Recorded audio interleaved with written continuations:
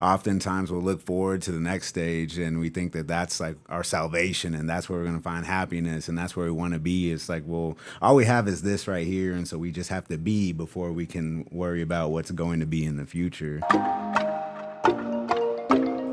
Aloha and welcome back to The Price for Paradise. My name's Woody, aka Creston Woods, and with me today we brought back another friend, a repeat guest, Mr. Health and Fitness himself, after our last podcast. But welcome back to the podcast, Blake. Thank you. Pleasure to be here.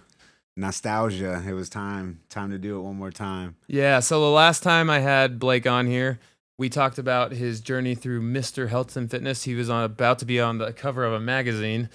And my podcast gear got all wiry and it started scratching our podcast. And I was so mad, I threw it away and bought a whole new setup. Like this setup you see right here, it was because of our last podcast. I'm glad I could contribute because it looks great. So you definitely deserve that upgrade. So I'm glad. And major apologies for the scratchiness last time. I was pissed. No, I barely noticed until you brought it up. You know, okay, good. The attention to detail, perfectionism. Hey, yeah, when you're the person behind the podcast, you look for all the little nitty gritty details, but realistically, people are listening for the content and the substance behind it. Exactly. Yeah. And so what have you been up to? Like, what's life like now? You used to be a trainer and now you're just nursing. What's that all about? Was that about a year ago? Yeah, a little bit over a year ago. Yeah. Because, I've had a lot of change since then. I was just mentioning off camera, my daughter's going to be 3 in September. I'm going to be 29 at the end of the month. So last year of the 20s coming up. And so I made that career change since the last time we spoke. Kind of a change. I was at the time taking a break from nursing and then just had to kind of weigh the pros and cons of some opportunities that I had. And I was drifting away from some of the things that I had been doing and working towards in nursing to kind of pursue entrepreneurship and be a little creative in how I was going to influence the community and spread health and wellness. And I really wanted to utilize my nursing expertise, which I had probably taken 8-9 months off of working as an actual nurse in the hospital clinical setting. And so now I'm a nurse supervisor at a rehab facility. So I'm still able to educate people and also able to be more of a in a leadership role and a resource to nurses, because I feel like when I was a baby nurse, as we call it, I didn't really have a lot of the leadership that I needed to do well in my job and promote that longevity within the role. So you're trying to fill the hole that wasn't there for you? Yeah. So it's been challenging because it's not easy being in management in general, and then especially within healthcare.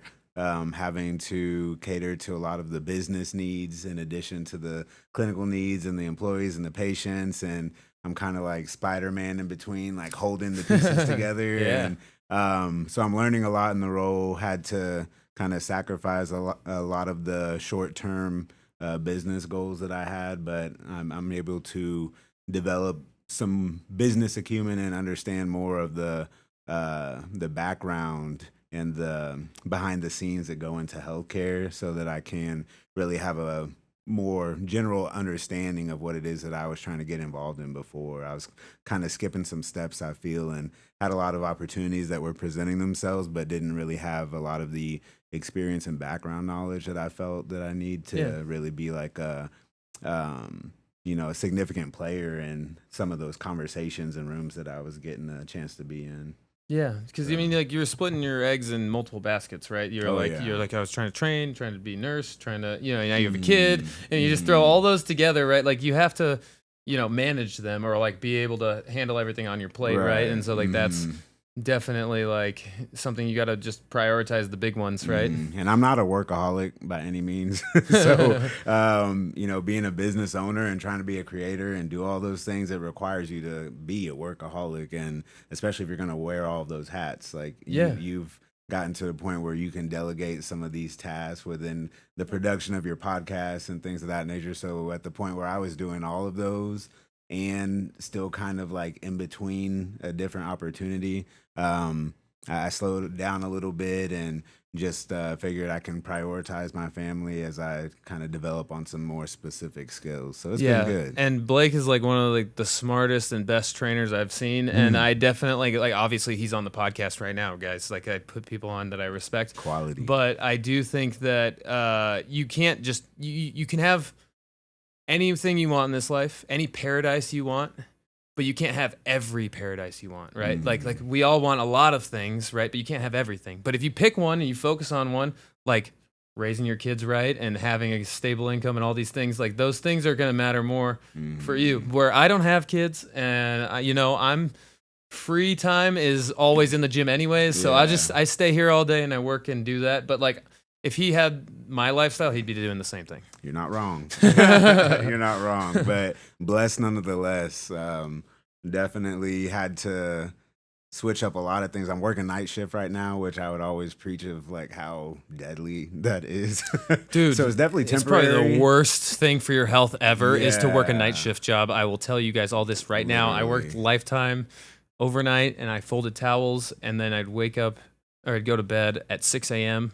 or 7 a.m. and it was like the sun's just coming up, so you're like waking up again. It's terrible. From the world, it's weird. So temporary sacrifice to get myself in a situation where I can find that paradise and have some other opportunities within this rehab setting, which I've grown to like a lot. A smaller facility than what I'm used to being at, and not as high acuity of patients that I'm taking care of. So a little switch of gears, but it's been good for me just after kind of recovering from the COVID situations that we've discussed in the past. Oh yeah. Like we had a big discussion on just dealing with like the lifestyle of being a nurse during COVID would be unbelievable. Just a quick one. Let us know.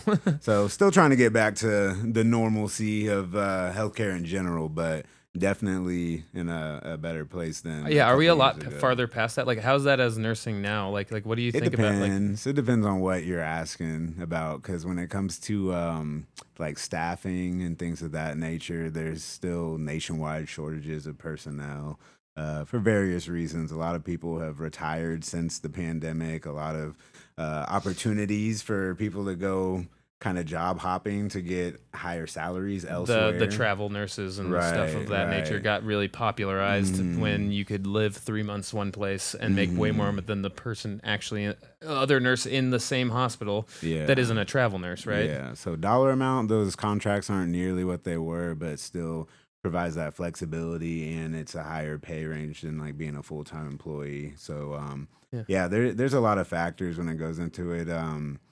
Overall, we are not in a pandemic, so that is good. That's and much better.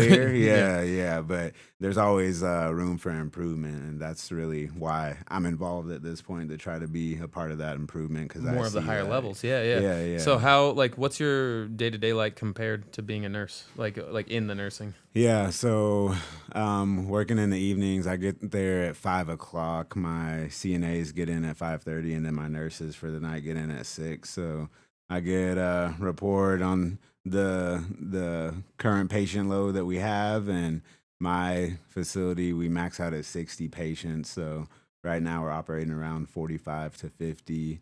So I get to meet just about everyone that comes through the door, and so I get to still have that clinical experience and pass some medications, do assessments, things like that, but more so just overseeing the operations, making sure that the patients are getting the orders that they need, medications they need, and all their therapies and assessments, things of that nature are being done properly, and then supporting the staff with just getting the equipment and plans of care in order, and facilitating the communication between the therapists and the nurses and the doctors and things like that. So I'm considered a house supervisor, so I kind of do a little bit of everybody's job sometimes, especially at night. I don't have as many administrative support people present, so I have to still wear a lot of hats. You got to step in when you need to. Yeah, but it gives me opportunity to learn a lot of different roles and fully understand the system a bit better and see it from a different lens than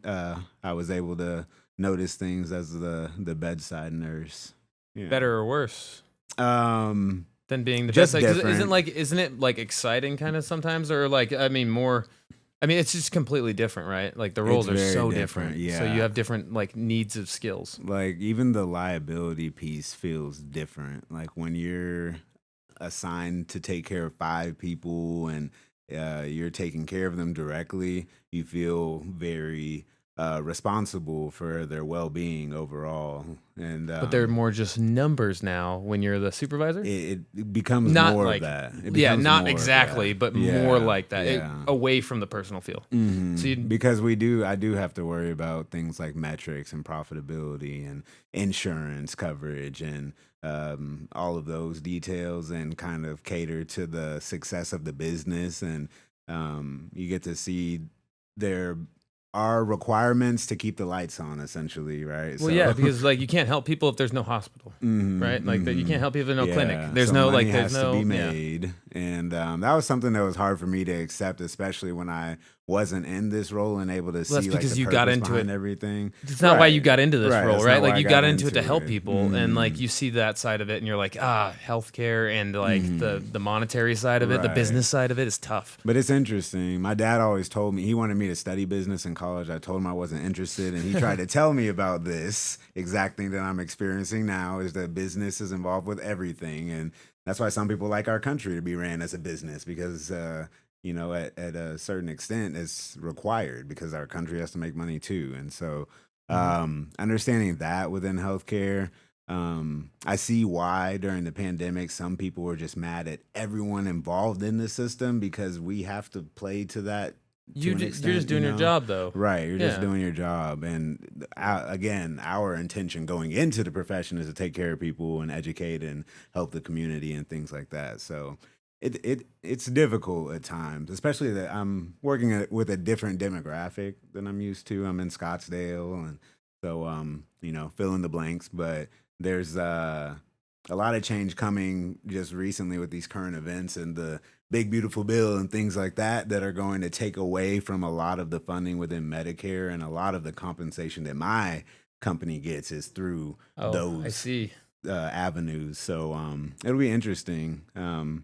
I'm glad I'm in the position I'm in just as far as a stability standpoint, and there's a lot going on in the world, but I Mhm. feel at peace and very stable with my current path and where my family is. So very grateful for that. Yeah. Yeah, and like, is this like where you want to land? Like, where do you want to go with this supervisor role? Like, is this like something you build upon, or like go higher up in, and like Yeah. until you're the CEO of a hospital? I don't know. Yeah, Like, what do you essentially, do? I need to go ahead and get my master's degree so I can be eligible to be a chief nursing officer, and then Oh, that, CNO. yeah, that Cool. next piece of paper is really all there is between me and making that jump. So that'll Very be cool. the next goal coming up soon. Nice. And then you said your girl was 3. Yeah, she'll be 3 in September, so a How's couple being a months. dad? Like, what's like the let's take it off of nursing for a second. Let's talk to me about like raising kids and like how do you do Yeah. that? And like, dude, you're like, It's funny. We've talked about this before, yeah, and I feel like my whole perspective is like just so dynamic and has it keeps changed. changing over time, right? You get Yeah. you learn as you go. Yeah, exactly. Which is the beautiful thing about it because they're learning every day. So you wear a different lens where you're learning every day and looking at things with a more of an open eye and paying attention to detail, and you grow to have this gratitude of things that we probably often overlook or just get used to on a daily basis. Even like paying attention to your route to work and things like that.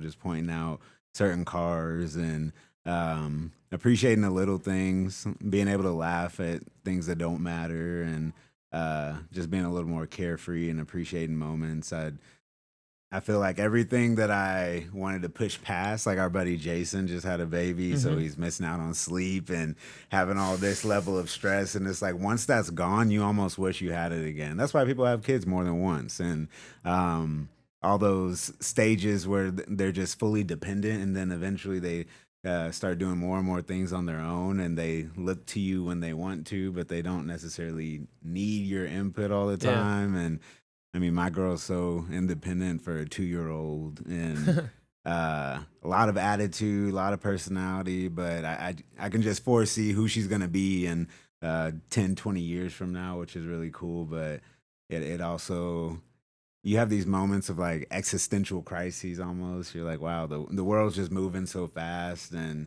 you have these memories that feel like they're very recent, but at the same time very That was far 5 years ago, away. 10 years ago. You know, like Yeah, our 10-year yeah, reunions are like, yeah. literally past now. Yeah, so you're just like watching time right before your eyes when you look at these kids, and um, so yeah, I look forward to having another kid, in the next couple years maybe, but definitely not in a rush because I got my hands full just with one, and Still I trying to figure can't out the system to imagine. do it. I just can't imagine having more than one right now. So I heard this stat about diapers that is Oh crazy, right? man, Like the amount of diapers you guys my go daughter's through. Like, potty trained. nice, let's Brag, go. brag. And so but up until like age of 3, a lot of kids, and like how many diapers is that per year per baby? Disgusting Like amount. it's like 8 diapers a day in the middle of it. I had someone Like attack me online because I wasn't using reusable diapers, and I was like, I get it, I get it, but I'm not doing that. So I'm all for sustainability after I take care of my priorities, and then you can like worry Yeah. about that side of things. But like, man, Like you like change I just one like of I'm those just trying to newborn get diapers through the day. and try to clean it and then come talk to me. But to expect everyone to do that is a little far fetched to me. But That's a little virtue signaling. waste in general, yeah. But by the time you have kids and even just like sit in the hospital for a day and see how much paper we throw away, supplies we throw away, and just like the loads of trash we throw out, it's kind of disturbing. You wonder where it all goes. Oh yeah, no, it's bad, and like you can see some of those documentaries. Like it's just like washing up onto the shores of like different Yeah. countries, and like you're over here like in America, you don't see it because you don't see the dump, but like we just throw it into the ocean. We have a giant pile of stuff Yeah. floating in the ocean right now. And again, it's all full circle. It's like from the business standpoint, you want less waste for the environment and also to save money. So like Yeah. we need a lot of certain supplies in the hospital that is very expensive and it's easy to burn through. So Yeah. it's strange when you look at it from a waste standpoint. Like we literally waste medications on purpose if the patient needs a higher dose than what is available in a pill, right? So I mean, the waste is constant. So I try to play my part in my home setting and in the hospital setting, but again, you're just like a piece of the puzzle in this big system. Yeah. So who knows how much of a difference it I think really like makes. I don't know if you should be yelling at other people to do their part, but like at least do your part. Like if you feel that like that way, at least like try to hold your own as much as you can, As but with also anything. as much as you can, right? Like again, if you got a kid and you go through 8 diapers a day, like I'll take whatever diaper to get through Yeah. my kid to not poop on the floor. Like Right. yeah, you know what I mean? Like Right, exactly. But yeah, I mean, parenting is the biggest part about it is I try not to judge any other parents because it's so hard. everyone has that- their route. Yeah, and, there's no right or wrong. As long as you're not abusing your child, like you kind of just got to figure it out. Like there's no handbook of how to do it. And there's a lot of decisions to be made in the day. And when you're observing someone making a decision out of 1,000, it's very easy to judge them and think that you know the right thing that they should be doing. But that's one thing about being a nurse, though. You get insight to all those life differences that people have and have a little wider perspective and hopefully are able to be less judgmental. I won't speak for everybody because nobody's perfect. Yeah. And I just my hat's off to anybody that chooses to be a parent and chooses to raise a child at any capacity because it is a challenge, but it's one of the most rewarding things that anybody could experience. And I think that it's played probably 90% of every factor in me being who I am today. So there's a lot of pain to come with it, but many, many smiles and much more joy in comparison. Is there there's like a flip that switches as soon as you have a kid that it's like so protective and instinctual that you just, Yeah, I guess so.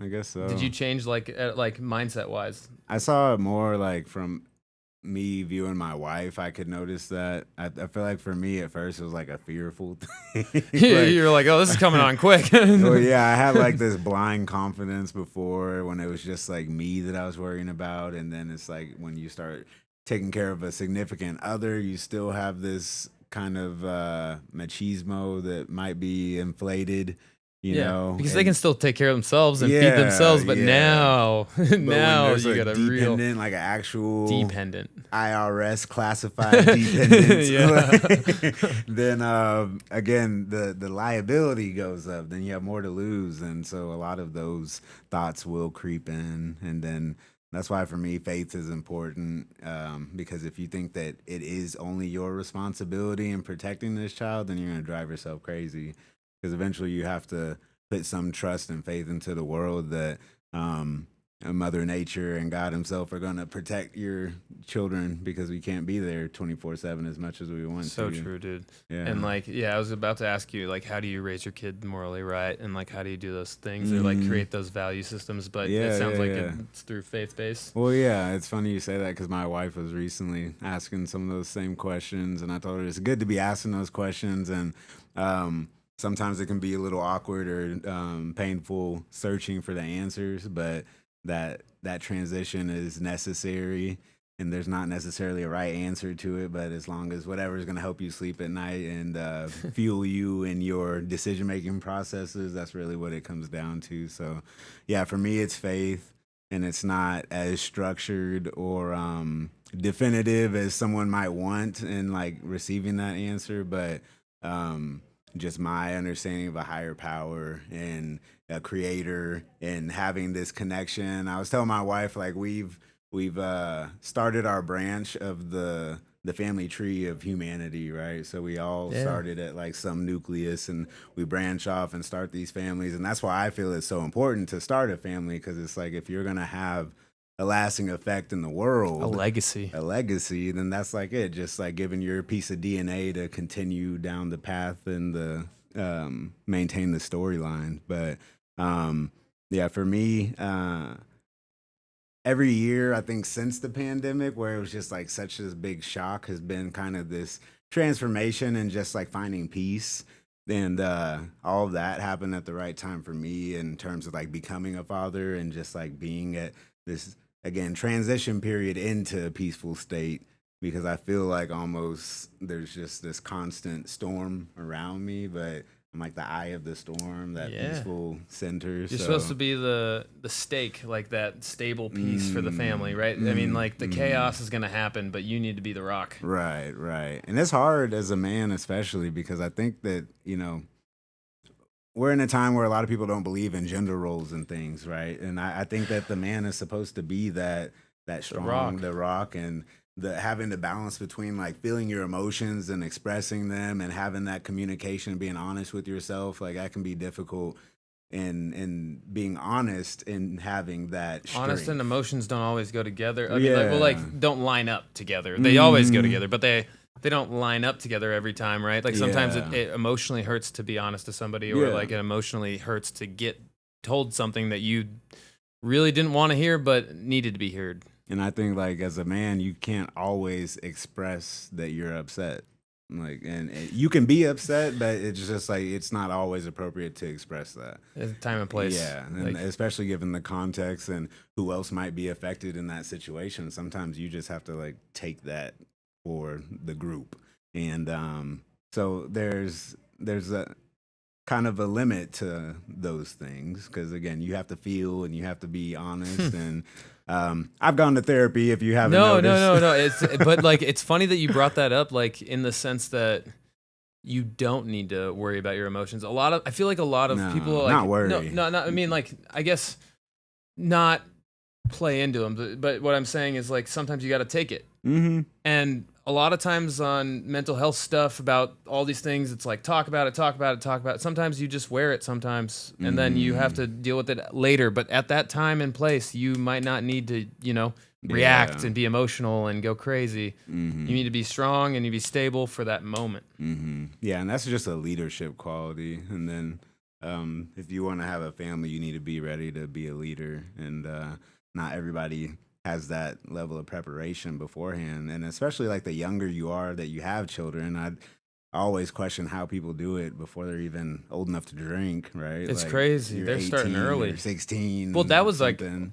but that was normal past generations, right? This is like, Right. it's weird to have later kids now, but now it is the norm. Now it's what we see every day. Yeah, but either way, it's crazy to me because I just feel like everything in my life has happened exactly how it should. And like the minute I was ready to have kids mentally, God brought it into my life. And like the minute I was mentally ready to get married and start a family, like God brought that opportunity into my life. And so I just, my friends that are dating, I try to remind them like, hey, just enjoy being single because like it'll happen one day when it's ready to happen, and then you don't go back. You know, all these stages, you have them while you have them, and they're temporary. So it's like we oftentimes will look forward to the next stage, and we think that that's like our salvation, and that's where we're gonna find happiness, and that's where we want to be. It's like, well, all we have is this right here, and so we just have to be before we can worry about what's going to be in the future.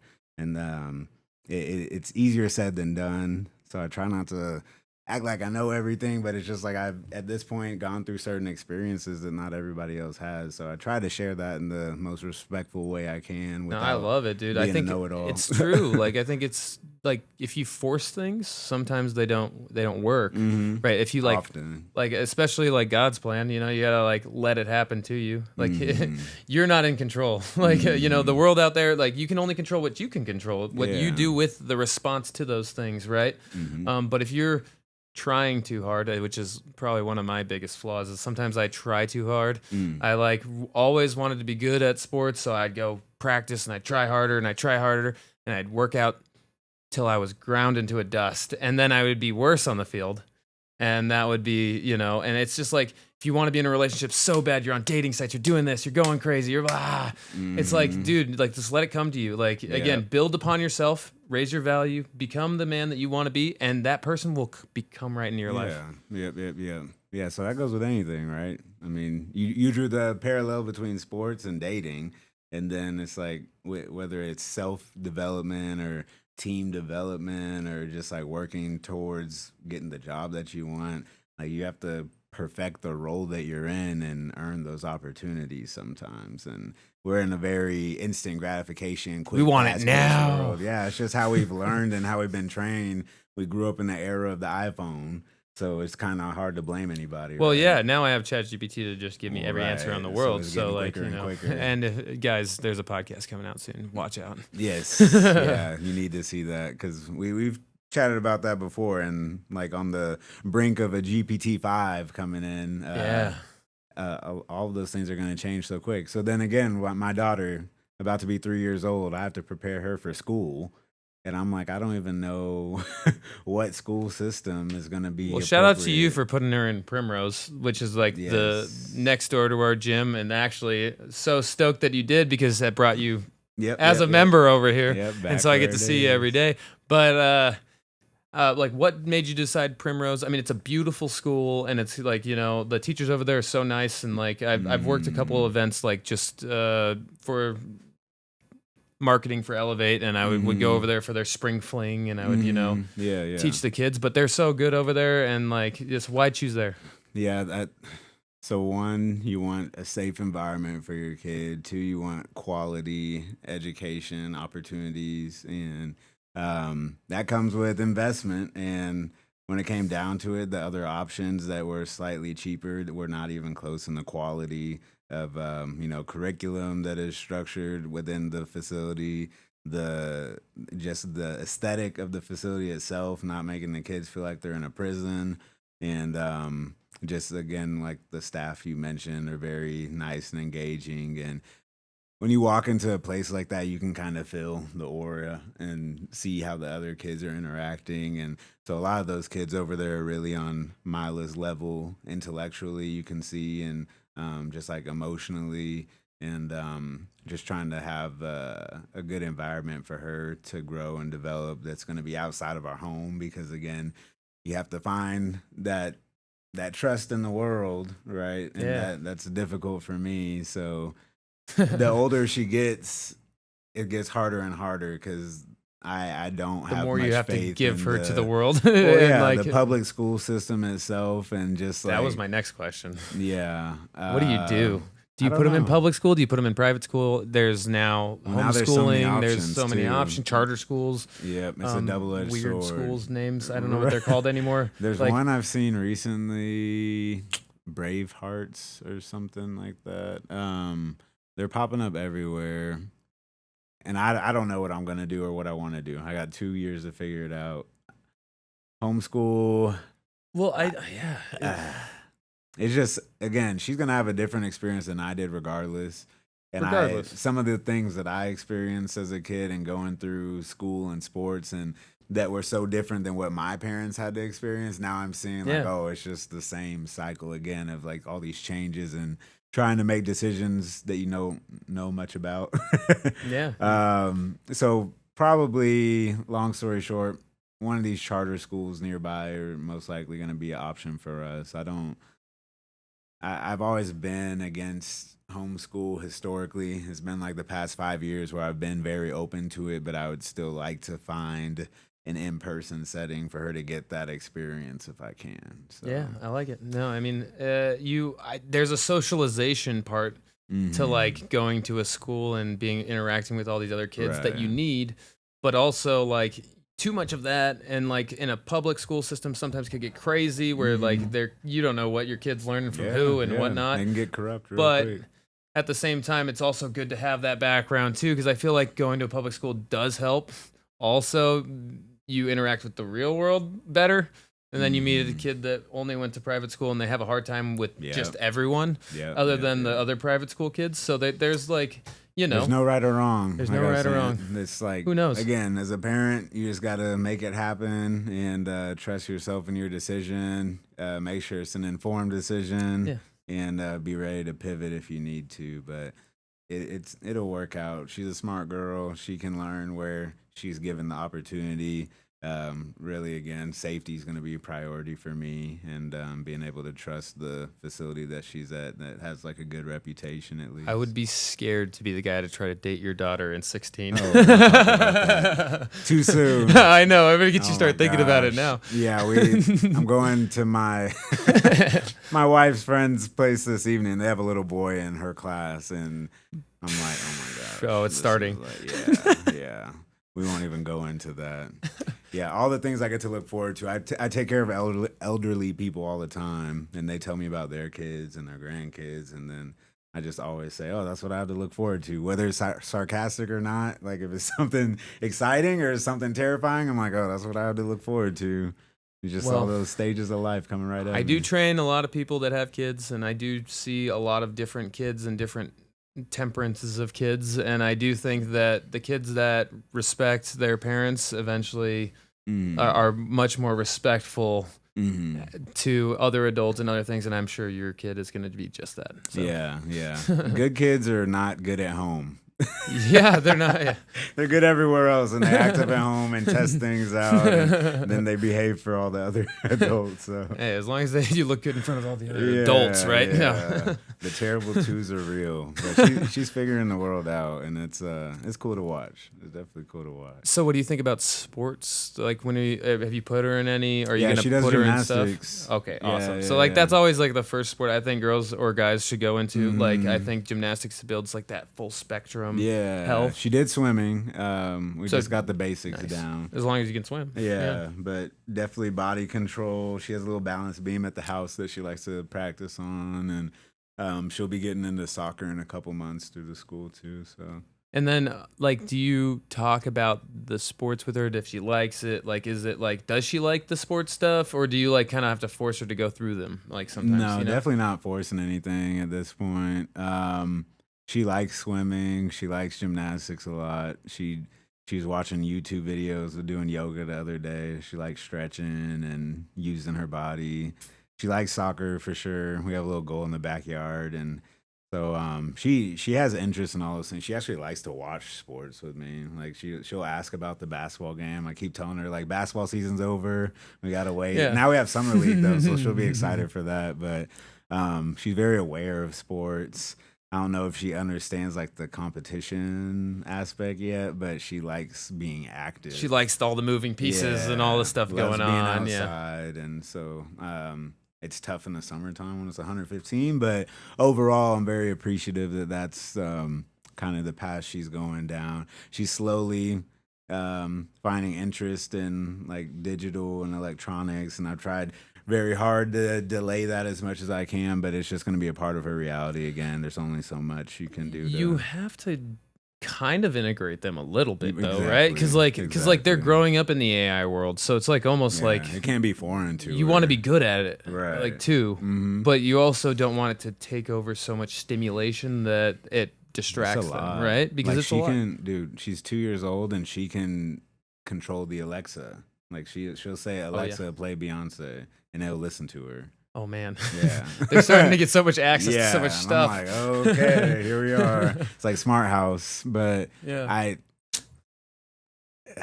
Again, it's just you have to very much surrender to the world at some point as a parent. Well, like, you better not be playing Baby Shark every 10 seconds because that was the worst song ever. We went through that. You did go through a phase? Yeah. I knew it. And the little bunnies, whatever that is. Yeah. I mean, Baby Shark's not that bad. It's not that bad. It's not that bad at first. Yeah. Until you hear it 100 times and it's like doop, doop, doop, doop, doop, I think doop, every doop. kid has that one song. I don't know what it is about Baby Shark, but we definitely went through that phase. Yeah, she loves singing, all that stuff. She's fun. And I just see myself through her quite a bit, and so she's serious too, and but she's like analytical. She's like processing and absorbing all the time. So I think that she'll be very excited to go into a school system, and that's another reason why like I want to find this place for her to be, because I could get her all the knowledge and education she needs at home, but just like keeping her best interests in mind and like understanding how social she is and seeing her growth in those settings already, I wouldn't feel great if that was like my final concluding decision. Yeah. You know? And then take it back off of your daughter and tell me about you. Like, what have you been doing, like fitness and health wise yourself? Like, what have you been doing? Like, yeah, so definitely have pivoted into like more of a longevity focus rather than like performance optimization, especially like with my sleep schedule right now. I typically will work Monday, Tuesday, Sunday, Monday, Tuesday, do 12 quote unquote. I worked a 15-hour shift a couple days ago. Overnight. So, yeah, overnight. Just trying to like make sure that I'm not going to hurt myself. Trying to determine the best times to work out. Like some days when I want to work out, like I need to just sleep, you know.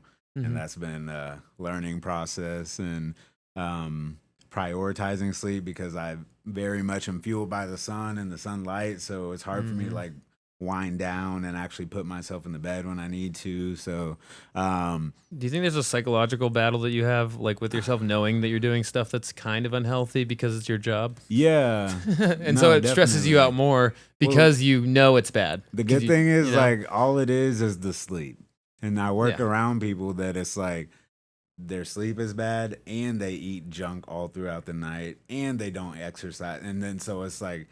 I always try to stick out of the comparison game, but at the same time, it's like I don't expect to be perfect, and I'm doing most of the other things right. It's just the one thing that is like literally out of my control. The sleep is how it is right now. So trying to make sure that all the other things are into place so that I can function at a high level and be present for my family. And another reason that going on this journey back within nursing leadership, pulling myself out of the entrepreneurship just so I do know I have the time to dedicate to my family.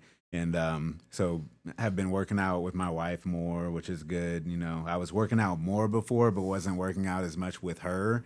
And I think like less working out, but more of those activities involving her. And well, it gives you guys your time together, right? Too, like on top of that. Yeah. So you can call it sacrifice, but there's give and take with all of it. And I think overall it's just a better situation for me. And I might not be as shredded as I was. I might have like 5 extra pounds on me than I did before. But overall, I'm still, you know, improving and maintaining the way that I need to, at least to feel good about myself. So when you're used to optimizing performance, you have high standards and expectations. Yeah, it's like the body dysmorphia problem for bodybuilders is like what you are as a trainer. Yeah, and still that, because when you're in the mindset of always going to the gym to get better and look better and be stronger and be faster, and then eventually you're like, I'm going to stay healthy and not have diseases and not get injured, and it's all the prevention mindset rather than like the acceleration and progression mindset is it's conflicting, but it's healthy to get to that point eventually, you know. No, yeah, I think that's the like what gets people into the gym is like the aesthetic goals, but what keeps them in the gym is the longevity goals, right? Like once you realize how good this is for your mental health, your hormone health, and your just like all these other factors, and then yeah, you get jacked as a byproduct. Yeah. But realistically, you don't notice that when you lose it. You notice all the feeling good and doing all these things, right? Like it just starts to diminish, and you're like, man, I missed that part the most. Is like how strong I felt and like how good I felt. And I work with a lot of old men that recognize that I'm strong, and they'll make comments because they just like they're in the setting where they're trying to get strong and mobile again. So yeah. It's like, that's my reminder. Now I get compliments from old people. But I'll take it. I sometimes work out after work. I always feel better the next day when I do, but in the moment of the workout, I feel awful. So it's like, who knows what's the best? It's working. Yeah, the fact that you're trying to do all of the things, just trying, right? Like trying to keep just keep putting the intention in. And tell me about your wife and like what is she like? You know, her part of this whole thing, right? Yeah. She's growing within her position at her job and working on getting a project management certificate. And she's been with her company for about 5 years now, I believe. And so she's very driven and motivated. And you guys seem like you have good chemistry. I mean, I see you guys in the gym, like bouncing off each other and doing stuff like that. So we like to work out together. Sometimes I'll suggest something that she doesn't really want to do, so she might like branch off. But then usually I'll give her crap, and then she'll come back and do what I said, and then we're like back on track. So that's cool. She's been a client of mine before, so I can be hard on her, and she'll take it the right way and stuff. So. I like having that influence on her, and she has it on me in return, also keeping each other accountable and wanting each other to feel good and be healthy, and also just have confidence within ourselves, and then we benefit because we look good for each other too, you know. So that's you're always still dating her, you know. You always still gotta look good. That's a dynamic I've always appreciated, though. She says I got her into fitness, but it seems like it's always just been that way to me. So not everybody gets that. I've seen people in the gym a lot that want to make improvements for themselves, and it's so much harder if your partner isn't on the same page, you know. Oh man, dude, I have clients like one wife, she comes in here every week. She comes with her son, she brings him along, and the husband doesn't come. And then the mom and the son both fall off because they're hanging out with the dad too much. Like, not too much. That's not what I mean by that at all. But like, they're following in that like leadership role, right? The leader of the family is not doing the things that he's supposed to be taking care of. So then down the line, everyone else feels okay to do that too, right? And so it is a big responsibility to be a parent. Yeah, it is. And that's a cool thing, though, because before I did work out for me, and I just wanted to look good and be the strongest dude in the gym. And now I still need to work out, but the purpose is to set a good example and to feel good and live a long time for my daughter. So the same actions that play with a more meaningful motivation, if you ask me.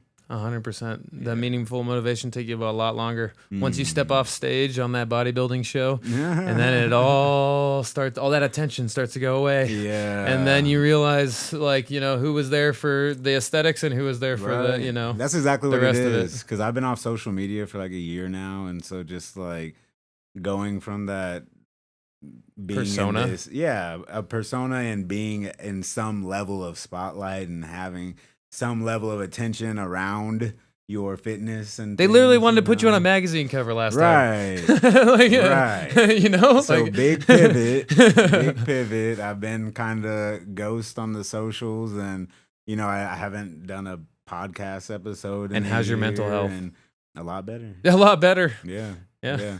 And that was part of it. Wanting to physically be present, mentally be present, and just maintain sanity. And when I went from not being a creator because I wasn't going to be a trainer and a health coach, I've never been too interested in being a consumer. And I feel like it's almost impossible to use social media at any like regular capacity without being just like a full blown consumer, at least for me. And so removing myself from Instagram and Facebook and TikTok has like freed up so much mental space and Literally hours of screen time. yeah, Like actual yeah. space. Like I'm still on YouTube time. plenty, but like it's different. YouTube, I'm learning lots of stuff though. Yeah. Like, I mean, and then there are some, doom scrolling too. Right. But most of the time, it's like I'm looking up like how to do something, how to, Mhm. and that's yeah. Or, And I like, can I'll catch get a lot myself of on Instagram for news. 2 hours doing nothing. Right. So I plan on making a return. I think that having the break has shown me how I can Set it up better. yeah, and have a little more control over it. I have friends that do periodic detoxes of social media, whether it's for a month or whatever, and so it's been almost a year now for me, and I don't really miss it, like, to be honest. I mean, yeah, you got your family and you got your job, you got your life. But you there's don't, like- value to it, Well, yeah, there's if a lot of you're a business, opportunities. like it's great. Like you need to Mhm. be on social media. If you're not on social media, you're probably doing something wrong as a business. But Right. at the same time, like if you're consuming more than you're producing, then you are gonna have this battle that we're talking about. Yep. It's a fine line. It It is. is a fine line, dude. All right, well, we're rolling up on that last 10 minutes. Any last things that you want to say to the people before we get out of here? You know, a Blake Jones philosophy is to be in the moment. Don't worry about judgment. Don't worry about making the wrong decision. Don't worry about trying to make the right decision. Don't worry because things will continue to happen whether or not you make a decision. And so The world still turns. you have to focus on the factors that are in your control and the tangibles and the present. And it's so easy to want more and strive and set goals and always be moving forward. But if you don't slow down and enjoy what you have, it's going to be gone before you know it. That's all I got. I love it, man. Well, thanks again for coming on the podcast, brother. Thanks for having me. Yeah, dude, another great one. And guys, if you guys want to find us, we'll be on YouTube, Spotify, Apple Podcasts. Love it. I mean, if you have a kid, share it with them because Yeah, he's very a very kid-friendly good dad episode. right here, very Yeah. kid friendly. And so, but we'll catch you guys next week on The Price for Paradise. My name's Woody, and aloha.